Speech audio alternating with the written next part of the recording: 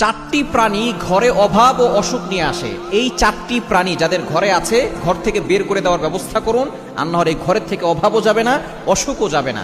নবীজি সাল্লাল্লাহু আলাইহি ওয়াসাল্লাম আমাদেরকে জানিয়ে দিয়েছেন। নাম্বার 1, এক নাম্বার হচ্ছে টিকটিকি। টিকটিকি হচ্ছে এমন একটা প্রাণী যেটা খুবই বিষাক্ত একটা প্রাণী। এই টিকটিকি যদি কোনো খাবারের ভিতরে পড়ে যায় অথবা সে খাবারের ভিতরে মল ত্যাগ করে, ওই খাবারটা কিন্তু বিষ হয়ে যায়। এটা কিন্তু অনেকেই আমরা জানি না, বর্তমান চিকিৎসা বিজ্ঞান বের করেছে। ১৫০০ বছরের নবী সাল্লাল্লাহু আলাইহি ওয়াসাল্লাম বলেছেন তোমরা টিকটিকি যেখানে পাবে সেখানে তাকে মেরে ফেলবে, এবং এক আঘাতে মেরে ফেললে আপনার সওয়াবও হবে।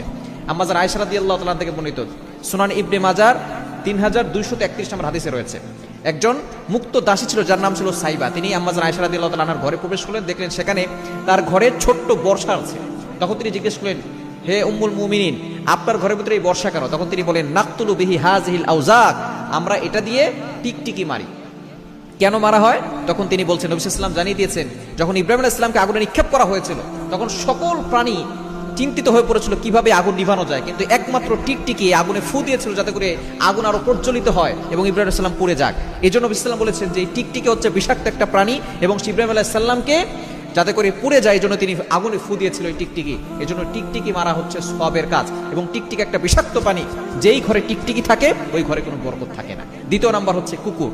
আমরা বর্তমানে কুকুর বেডরুমে ঢুকিয়ে নিয়ে যাই। আপনি ঘর পাহারা দেওয়ার জন্য আপনি নিচতলা অথবা আলাদা করে একটা ছোট একটা বাসা করে সেখানে আপনি কুকুর রাখতে পারেন, তবে কুকুর আপনি বেডরুমে নিয়ে যাবেন না। কেন? নবী সাল্লাল্লাহু আলাইহি ওয়াসাল্লাম জানিয়ে দিয়েছেন, লা তাদখুলুল মালায়েকা বাইতান ফিহি কালবুন ওয়ালা সূরা, যেই ঘরের ভিতরে কুকুর এবং কোনো প্রাণীর ছবি থাকে ওই ঘরে রহমতের ফেরেশতারা প্রবেশ করে না, এবং যেই ঘরে রহমতের ফেরেশতারা থাকে না ওই ঘরের ভিতরে অভাব লেগেই থাকে, অসুখ বিসুখ যায় না। এজন্য দ্বিতীয় নাম্বার হচ্ছে কুকুর। ৩ নাম্বার হচ্ছে মাছি। আমাদের সমাজে কিন্তু মাছি আছে, এবং মাছির এক ডানায় কি আছে? রোগ আছে, অন্য ডানায় দেখা যাচ্ছে তার প্রতিষেধকও আছে। কিন্তু এই মাছির ভিতরে অনেক জীবাণু আছে। এটা কিন্তু বিভিন্ন খারাপ খাবারের কাছে যায়, ময়লা খাবার যেখানে আছে, পায়খানা যেখানে আছে, এই আবর্জনা যেখানে সেখানে যায়, যার কারণে তার ভিতরে অনেক ভাইরাস আছে। এর দ্বারা অসুখ বিসুখ লেগেই থাকে। শুধু তাই নয়, এই মাছির দ্বারা কিন্তু দেখা যাচ্ছে ঘরের ভিতরে অসুখ বিসুখ লাগে এবং ঘরের ভিতরে দারিদ্রতা চলে আসে। এবং ৪ নাম্বার হচ্ছে ইঁদুর। এই ইঁদুর যদি ঘরে থাকে তাহলে আপনি বিড়াল পালবেন। ঘরের ভিতরে বিড়াল পাললে দেখবেন ইঁদুর থাকবে না। বিড়াল হচ্ছে ভালো প্রাণী এবং সেটা বরকতি প্রাণী।